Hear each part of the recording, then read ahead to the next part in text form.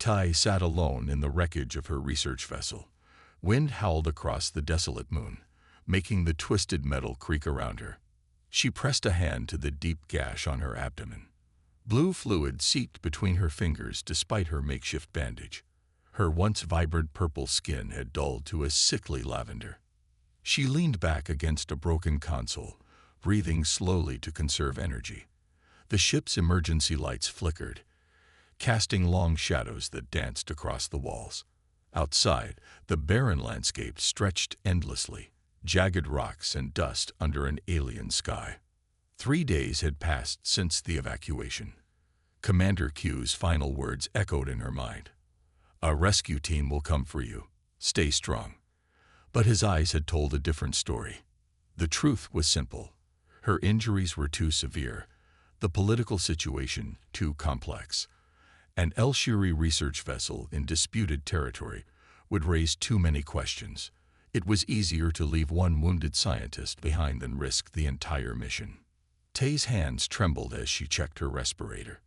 The small display read 6 hours of breathable air remaining. After that, the toxic atmosphere of this nameless moon would fill her lungs. She imagined the burning sensation, the struggle for breath that would end her life. In a strange way, it seemed fitting to die here, surrounded by her geological samples and research notes. At least the automatic distress beacon continued broadcasting. Its soft, rhythmic beep was her only company now. Tai harbored no false hope about rescue. This region was too remote, too contested between competing stellar powers. No El-Shuri ship would risk coming here, not for a single life. With a shaking hand, she reached for her water container. Only a few drops remained. She let them fall onto her parched tongue. The sweet metallic taste reminded her of the mountain springs back home. Home. She thought of the crystal forests where she had played as a child, the floating cities with their graceful architecture reaching toward the twin moons. Her family would eventually learn of her fate. Another scientist lost to the dangers of deep space exploration. Would they honor her name in the ancestral chants? Pain flared across her abdomen, interrupting her thoughts. She bit back a cry, tasting her own bitter blood. The medical supplies had run out yesterday. Nothing remained but scraps of bandages already soaked blue. Tay's gaze drifted to the shattered viewport. Through it, she could see 3 stars burning brightly in the night sky. On her world, those stars formed the Eye of the Eternal, a sacred constellation. The ancient texts taught that souls traveled along the light of those stars after death. She fumbled for the small pendant hidden beneath her tattered uniform, a family heirloom carved from the rare crystal of her homeworld. It glowed faintly in response to her touch, as if recognizing its owner one last time. The temperature was dropping rapidly as night deepened. The ship's environmental systems had failed hours ago. Cold seeped into her bones, making her wounds ache more intensely.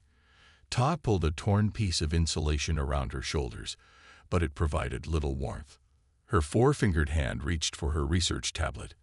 It still functioned, though the power was nearly gone. She scrolled through her final findings. Detailed analyses of mineral compositions unique to this moon. Discoveries that might have advanced El-Shuri science, might have made her name known in academic circles. Now they would die with her, unless someone found the wreckage years from now. Tai felt her consciousness fading. The edges of her vision darkened. She forced herself to focus on the distress beacon, watching its light pulse steadily. On, off, on, off. Like a heartbeat. She should be afraid, she thought, but instead felt a strange calm. The El-Shuri death prayer came to her lips. May the currents of the cosmos carry me home. May my essence join the eternal flow. A sudden noise cut through her prayer, a metallic thump against the outer hull. Probably just debris shifting in the wind, she told herself. The storms on this moon could move large objects. But then came another sound. Deliberate, rhythmic, the unmistakable sound of someone, or something, cutting through metal. Tay's heart raced. She tried to sit up, but pain shot through her body, forcing her back down. Her large, almond-shaped eyes widened as sparks began to shower from the sealed emergency hatch. Was it possible? Had Commander Q sent a rescue team after all? Or was it something else? Scavengers, perhaps, drawn by the distress signal and hoping to strip the ship for parts. In this region, many dangers lurked. She reached for the nearest object, a broken piece of equipment, to use as a weapon. Her grip was weak, but determination gave her strength. The cutting continued, a bright line forming around the edge of the hatch. Taz's breathing became rapid and shallow, using precious respirator resources, but survival instinct overrode caution now. With a final screech of metal, the hatch fell inward. Blinding light flooded the compartment. Taz raised a hand to shield her eyes, the makeshift weapon clutched in her other hand. A silhouette appeared in the opening, a figure in an environmental suit unlike any Elshuri design she had ever seen. It stepped forward cautiously, scanning the wreckage until its gaze fell upon her. Taz's exhaustion claimed her before she could see more. Her large eyes closed against her will, the death prayer unfinished on her lips. Her last conscious thought was that the figure approaching her walked on only 2 legs, not 4 like any species she knew. Sergeant Jiwoo paused on the rocky ridge, frowning at her scanner. The small device beeped softly in her gloved hands as an unexpected signal flickered across the screen. She tapped it twice, adjusting the settings to make sure it wasn't a malfunction. A distress beacon. She muttered to herself. The frequency was outdated, something rarely used these days. She checked her mission parameters again. Her orders from Earth Coalition Command were simple: complete reconnaissance of this sector and return to the extraction point. No deviations. Jiwoo looked up at the harsh landscape around her. This moon was barely habitable. Toxic atmosphere, extreme temperature shifts, and minimal shelter. She glanced at her oxygen meter. Still plenty left for a detour. Command's not going to like this, she said to herself, but her feet were already moving in the direction of the signal. Something in her couldn't ignore a cry for help, even in this disputed territory. The trek was difficult. Sharp rocks cut into the soles of her boots as she navigated narrow passes and steep inclines. The signal grew stronger with each step. After 3 hours of careful movement, Jiwoo crested a final ridge and spotted the source. Below her lay a crashed vessel, half buried in moon dust. Even from this distance, she recognized the design. Elshuri, research class. The hull had a massive breach on one side, and debris scattered across a wide area. From the look of it, the ship had been down for several days. Protocol was clear on this situation. She should report the finding and maintain her distance. The Elshuri Confederation and Earth Coalition had maintained an uneasy peace for decades, and an Earth soldier approaching an Elshuri vessel could be seen as an act of aggression. Jiwoo raised her hand to activate her comm unit, but stopped when something caught her eye. Through a shattered viewport, she saw movement, faint but definite. Someone was still alive in there. She made her decision quickly. Following a path down the ridge, Jiwoo approached the vessel with caution, her hand resting on her sidearm. The ship's emergency lights still functioned, casting an eerie blue glow through the openings in the hull. Finding an entry point wasn't difficult. The emergency hatch had been damaged in the crash, requiring only a few minutes' work with her laser cutter to force it open. Jiwoo entered slowly, her suit's lights illuminating the dark interior. The ship's atmosphere was thin but still present. Her sensors showed high levels of toxins, nothing her suit couldn't handle, but lethal to anyone without protection. As she moved deeper into the vessel, the signs of a hasty evacuation became clear. Personal items left behind, emergency protocols half completed. In what appeared to be the main research lab, Jiwoo found her, an Elshuri female slumped against a console. Blue fluid had pooled beneath her, and her purple skin had taken on a sickly hue. The alien's eyes snapped open at Jiwoo's approach. Despite her obvious injuries, the Elshuri attempted to scramble backward, knocking over equipment in her panic. Her large, almond-shaped eyes widened with fear. "Stay back, human." The alien hissed in broken standard, her voice raspy and weak. She held a piece of broken equipment like a weapon, though her hand trembled violently. Jai-Wu stopped immediately and raised her hands to show she meant no harm. After a moment's hesitation, she reached up and removed her helmet, exposing her face to the alien. It was a risk in the toxic atmosphere, but a calculated one, a show of trust. "I'm Sergeant Ji Wu-Han, Earth Coalition Forces," she said calmly, breathing the filtered air from her suit's collar supply. "I received your distress signal." She knelt down, keeping a respectful distance from the frightened alien. "You need medical attention." The El-Shiri's gaze darted between Ji-Wu's face and the exit, as if calculating whether escape was possible.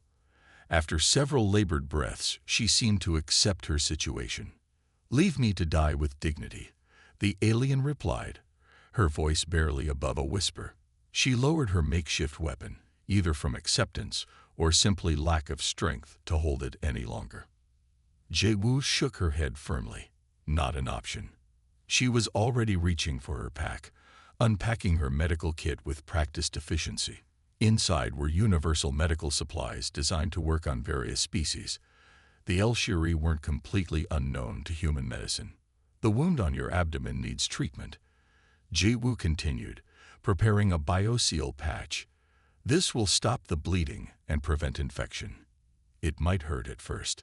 The alien watched her warily, four-fingered hands still protective over her injury. "What's your name?"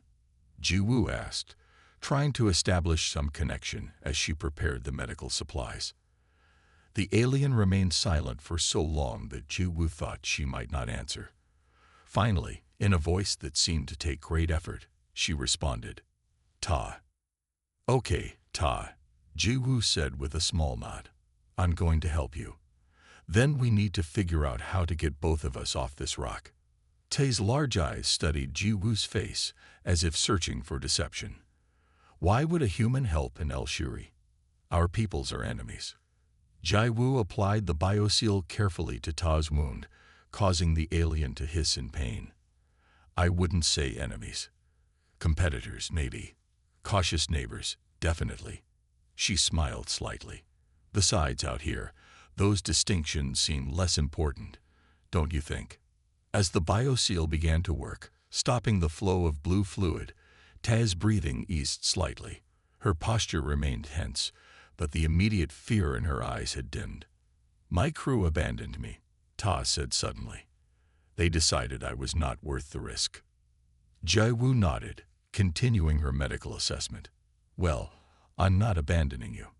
My extraction point is about 30 kilometers north of here. We have about 28 hours to get there." Ta's expression showed disbelief. "You would risk bringing an El-Shiri to your people." "I'll deal with those consequences when we get there," Jai-Wu replied, already calculating what supplies they would need.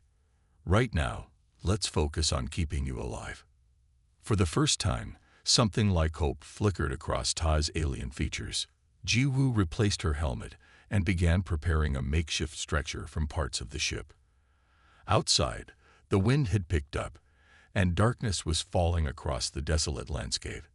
Getting them both to the extraction point would be a challenge, but Ji-Wu had never been one to leave someone behind, even if that someone had 4 fingers, purple skin, and came from a world that viewed humans with suspicion. Some principles transcended species. Ji-Wu finished tying the last piece of metal to the makeshift stretcher. She had used parts from the ship's interior walls and some fabric from emergency supplies. It wasn't pretty, but it would work.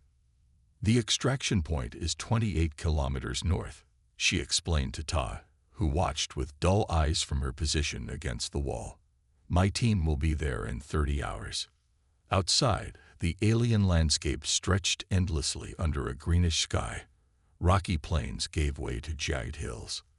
The path would not be easy, especially with Ta's condition worsening by the hour. Ta's breathing had become labored, each intake of air whistling through the small respiratory openings along her neck.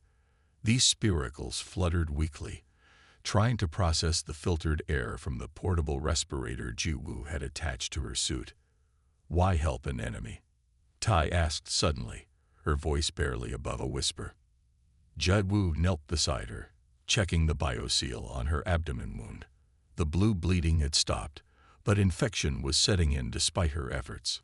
"Wounded scientist, not enemy," Jiwu replied simply. She prepared another dose of broad-spectrum antibiotics from her medkit and injected it carefully into Ta's arm. Besides, humans have this annoying habit of helping others. Ta's large eyes blinked slowly. "Annoying habit," she repeated, a strange sound emerging from her that Jiwu realized might be a laugh. They set out as the first sun was rising. Jiwu had secured Ta to the stretcher and now pulled it behind her like a sled.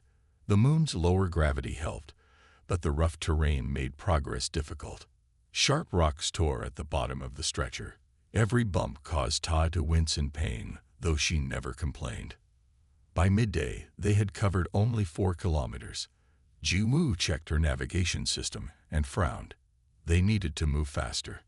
"I will walk," Ta said suddenly, noticing Jiwu's concern. "You're too weak," Jiwu objected. "I will try," Ta insisted. "Just help me stand." Jiwu carefully untied her from the stretcher and supported her weight as she stood on shaky legs. Ta was lighter than she expected, her alien frame built for a different gravity. They managed another kilometer, with Ta leaning heavily on Jiwu before the Elshiri collapsed. "Rest now," Jiwu said, easing her onto a flat rock. She checked their oxygen levels, still sufficient, but margins were thinning. As Tai rested, Jiwu scanned the horizon. Something caught her eye, a darker patch in the distance, perhaps a cave or rock formation that could provide shelter for the coming night. The temperature would drop dangerously low after dark. They continued their journey, now with Ta back on the stretcher. Jiwu pulled with renewed purpose, heading for the potential shelter. The terrain grew steeper, forcing her to navigate carefully down loose, scree slopes. "Tell me about your home," Jiwu said, partly to keep Ta conscious and partly out of genuine curiosity. Tai was quiet for so long that Jiwu thought she might have passed out. Then her soft voice carried up from the stretcher. "My world has 2 moons and rings of ice," she began slowly. "The crystal forests catch the light and break it into thousands of colors." Her voice grew stronger as she described floating cities built on massive gas pockets that rose from the deep oceans. "My family lives in the high towers of Kelshin, where the air is so clear you can see stars during day." As they continued, Ta's stories painted pictures of a beautiful alien civilization. Jiwu shared her own memories in return. Earth's vast oceans, snow-capped mountains, and the rebuilt cities that had survived humanity's difficult past. By late afternoon, they reached the dark formation Jiwu had spotted. It was indeed a small cave, carved by ancient water flows into the side of a cliff. Just in time, too, as the sky had darkened with ominous clouds. "We'll rest here," Jiwu decided, carefully maneuvering Ta into the shelter. The first drops of rain began falling as they settled inside. Steam rose where the liquid hit the hot rocks, acid rain that would have burned through their suits with prolonged exposure. Jiwu noticed Ta shivering violently. The Elshiri's body temperature was dropping as her condition deteriorated. Without hesitation, Jiwu unwrapped her emergency thermal blanket and tucked it around Ta's thin frame. "You need it too," Ta protested weakly. "My suit has thermal regulation," Jiwu lied. In truth, that function had been damaged during their journey, but she wouldn't tell Ta that. They sat in silence, listening to the hiss of acid rain outside. The cave grew darker as night approached. Jiwu activated a small light from her pack, casting long shadows on the rock walls. "On my world," Ta whispered suddenly, "they teach that humans are bloodthirsty conquerors." Jiwu leaned back against the cave wall, considering this. "Some are," she admitted with a grim smile, "just like some Elshiri abandoned you to die." The truth of these words hung between them. Neither species could claim moral superiority. After a long moment, Ta's 7-fingered hand hesitantly reached out and touched Jiwu's 5-fingered one. The contact was gentle, almost experimental. Perhaps both our people have much to learn, Ta said softly. Jiawu nodded, surprised by how natural it felt to have this alien hand resting on hers. Despite their physiological differences, the gesture of connection was unmistakable. The rain continued through the night. Jiawu took turns sleeping and checking on Ta's condition. The antibiotics seemed to be working, but too slowly. They still had 18 kilometers to go, and only 16 hours left. As the first rays of morning light filtered into the cave, Jiawu gently woke Ta. Time to move. Think you can walk a little today? Ta's determined expression answered before her words did. I will try. For both our sakes, Jiawu helped her stand, supporting most of her weight. Outside, the landscape had been transformed by the acid rain. Rock formations partially dissolved into strange new shapes. The path ahead looked even more challenging than yesterday's. One step at a time, Jiawu said, as much to herself as to Ta. We'll make it. Ta nodded, her large eyes fixed on the horizon. Together, she added quietly. On the third day of their journey, Jiawu and Ta had made good progress. The extraction point was now just 8 kilometers away. Ta's strength had improved enough that she could walk short distances. Her purple skin had regained some of its healthy color. They were crossing a flat plain when they heard it, a low rumble that shook the ground beneath them. Jiawu reacted instantly, pulling Ta behind a large rock formation. They crouched low, pressing against the cold stone. Don't move, Jiawu whispered, her hand on her weapon. The rumble grew louder until it became the unmistakable sound of engines. A sleek vessel with curved lines and glowing blue markings passed directly overhead. It moved slowly, scanning the terrain below. Those are my people, Ta said, confusion clear in her voice. Her large eyes followed the ship's path. An HFY patrol vessel. Then her expression changed to concern. But they're accompanied by Vash mercenaries. Why would? Jiawu had spotted them too. Two smaller craft flanking the main vessel. Their angular design and red markings identified them as ships belonging to the Vash, a species known for their brutality and willingness to work for whoever paid the highest price. They're searching for your wreckage, Jiawu said grimly, checking her weapon's power cell. Not for survivors. You don't know that, Ta protested, but her voice lacked conviction. If they wanted to rescue you, why wait 3 days? Why bring mercenaries? Jiawu kept her eyes on the ships as they continued their sweep of the area. We need to stay hidden and keep moving toward the extraction point. They waited until the ships disappeared over the horizon before continuing their journey. Now they moved more carefully, using rock formations for cover whenever possible. The open plains felt dangerously exposed. 2 hours later, they reached a narrow valley that cut between tall cliffs. Jiawu checked her navigation system. This passage would save them valuable time if they could cross it safely. It's risky, she admitted to Ta. But we're running out of time. Ta nodded. I trust your judgment. They were halfway through the valley when Jiawu heard the engines again. This time, there was nowhere to hide. The ships appeared suddenly, dropping down from above the cliffs and hovering directly over them. Run, Jiawu shouted, but it was too late. Bright beams shot down from the vessels, pinning them in circles of light. The ships landed at both ends of the valley, blocking any escape. Within minutes, they were surrounded. 3 HFY soldiers approached from one direction, their slender forms encased in shimmering armor. From the other side came 2 hulking Vash mercenaries, their scaly green skin visible even through their partial armor. All had weapons drawn. One HFY stepped forward, the markings on his armor indicating a high rank. His purple skin was darker than Ta's, and his eyes were cold. Scientist Ta. He called out in the musical language of their people before switching to standard. We thought you perished in the crash. How unfortunate you've been captured by a human. Jiawu felt Tai straighten beside her. When she spoke, her voice was clear and strong. Not captured, Officer Da. Tay replied. Rescued. This human found me when our own people abandoned me. Officer Day's eyes narrowed. A convenient story. Regardless, you will return with us now. He gestured to the Vash mercenaries. The human must be eliminated. Her kind cannot know of our research in this sector. One of the Vash grunted in agreement, raising a large weapon that hummed with energy. Stand aside, Tai, Day ordered. Your injuries have clearly affected your judgment. Ta didn't move. Instead, she took a step closer to Da. I know Commander Q ordered you to leave me behind, she said, her voice growing stronger with each word. I know about the illegal mineral extraction. I found the samples that weren't in our official reports. This revelation caused a visible reaction among the El-Shuri soldiers.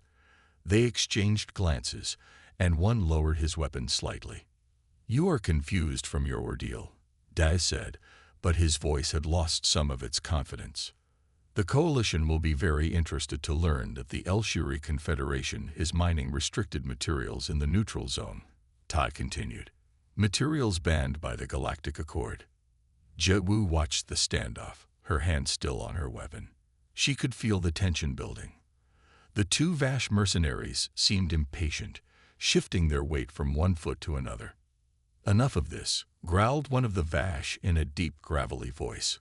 We were paid to clean up a mess. Let's finish it. Everything happened in a blur after that. The Vash raised his weapon toward Jewu. Tai suddenly lunged forward with unexpected speed, crashing into the mercenary's arm. The weapon discharged, the energy blast hitting the ground near Jiwu's feet. Jewu reacted instantly, drawing her own weapon and firing at the second Vash. The blast hit him in the shoulder, sending him spinning backward. She ducked behind a rock as return fire filled the air around her. In the chaos, she saw Taz struggling with Officer Da. The other El-Shuri soldiers seemed unsure who to target, the human or their own scientist, who was now fighting their commanding officer. Jewu fired again, disabling one of the El-Shuri soldiers with a shot to the leg. She rolled to a new position, trying to reach Ta, but a plasma blast from the injured Vash caught her. Searing pain shot through her leg as the energy grazed her thigh. She stumbled, nearly falling, but kept moving. Ta had broken free from Da and was running toward her. Together, they fired several covering shots and retreated toward a maze of rock formations at the valley's edge. The pursuit was immediate. Energy blasts hit the rocks around them as they weaved through the natural labyrinth. Jiwu's injured leg threatened to give out with each step. The pain was intense, but adrenaline kept her moving. This way, Ta said, pulling Jiwu down a narrow passage between towering stones. I can smell water. Jiwu was now leaning heavily on Ta, their roles reversed from the beginning of their journey. Blood soaked through her suit where the plasma had burned through. They emerged into a small hidden canyon with a pool of liquid at its center. The liquid wasn't water, but some kind of natural mineral spring. The strong smell suggested high sulfur content. We can use this to mask our heat signatures, Ta explained quickly, helping Jiwu to sit against a rock. Let me see your wound. As Ta carefully examined the plasma burn, Jiwu kept her eyes on the canyon entrance, weapon ready. The sounds of pursuit had faded, but they couldn't have lost them entirely. How bad is it? Jiwu asked through gritted teeth. Bad, but not fatal, Ta replied, already applying a seal patch from Jiwu's dwindling medical supplies. You saved my life. Now I save yours. Jiwu managed a pained smile. Fair enough, but we're not safe yet. Tai finished treating the wound and looked into Jiwu's eyes. No, we're not, but we're still together, and the extraction point is closer than the ships they landed. We still have a chance. From somewhere in the distance came the sound of the Vash mercenaries calling to each other. The hunt was continuing. Jiwu checked her weapon's charge. Half power remaining. She looked at Ta, who now held one of the El-Shuri weapons she had taken during the fight. Ready for round 2? Jiwu asked. Tay's alien features formed what Jiwu had come to recognize as a smile. ready. The final 2 kilometers to the extraction point were the hardest. Jiwoo's injured leg threatened to give out with every step. Tai supported her weight as they limped across the barren landscape, both watching the sky for signs of pursuit. There, Jiwoo pointed to a flat area ahead where a small beacon flashed. That's the extraction point. They could see the Earth Coalition shuttle already waiting, its sleek silver hull reflecting the alien sunlight. As they approached, figures in blue uniforms rushed toward them, weapons drawn. "Hold fire," Jiwoo called out. Coalition soldier returning with civilian. The team slowed but kept their weapons ready. Their eyes widened as they got close enough to see Ta clearly. "Sergeant Han," one of them said in disbelief. "That's an Elshiri." "Yes," Jiwoo replied simply. "And she needs medical attention." The extraction team was understandably shocked. Humans and Elshiri rarely met except in formal diplomatic settings or through view screens during tense negotiations. Now their scout had arrived with an actual Elshiri scientist, both of them wounded and exhausted. The team leader, Captain Sung, approached cautiously. He was an older man with a weathered face and eyes that had seen many strange things in space, but never this. "Sir," Jiwoo addressed her commander while medics tended her plasma burn. "Ta has critical intelligence about illegal Elshiri mining operations in the neutral zone, and she saved my life when her own people tried to kill us both." Captain Sung frowned deeply, the lines on his face growing more pronounced. "This violates at least 15 protocols, Sergeant."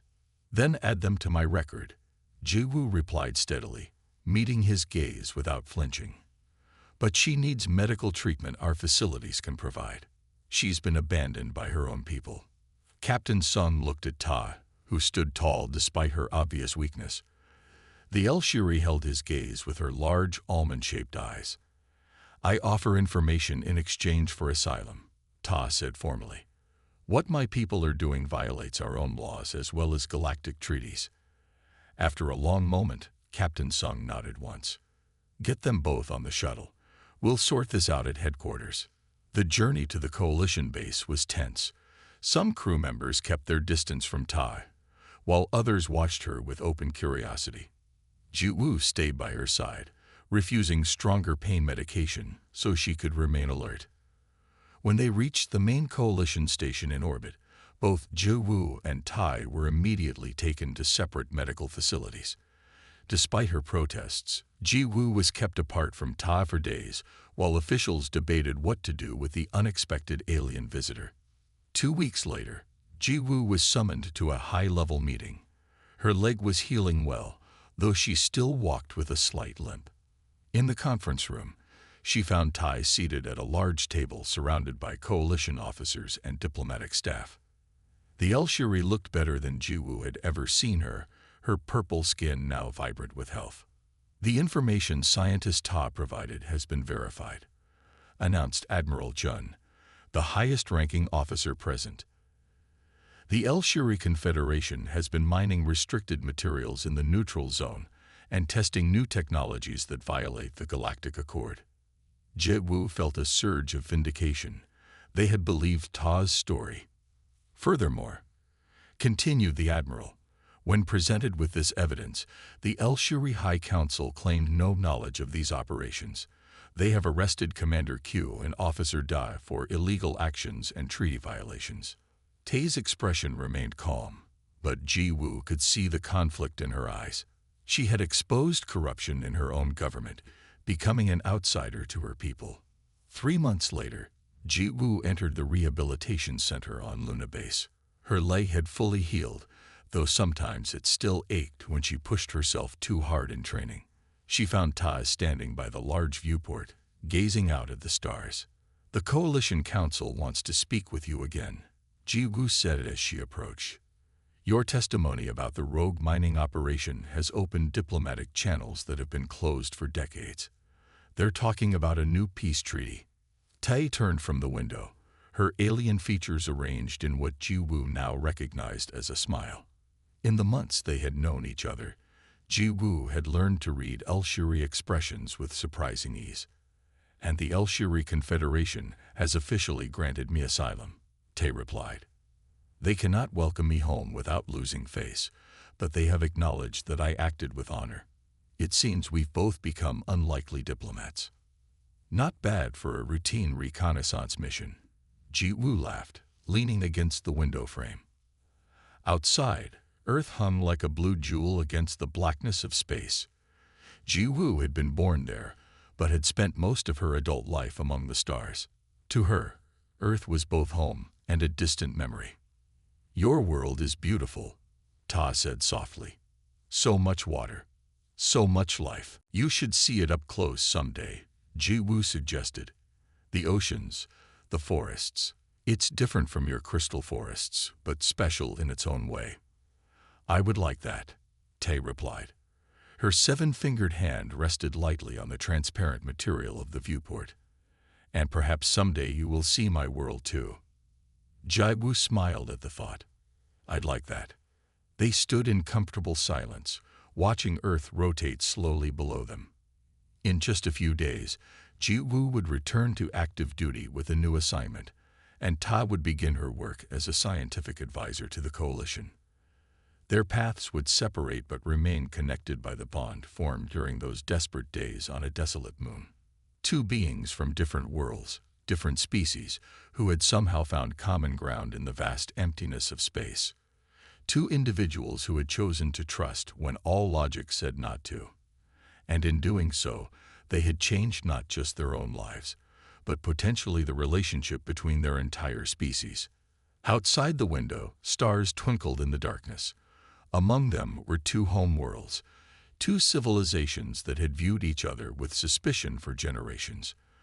But now, the distance between them seemed just a little less vast. The end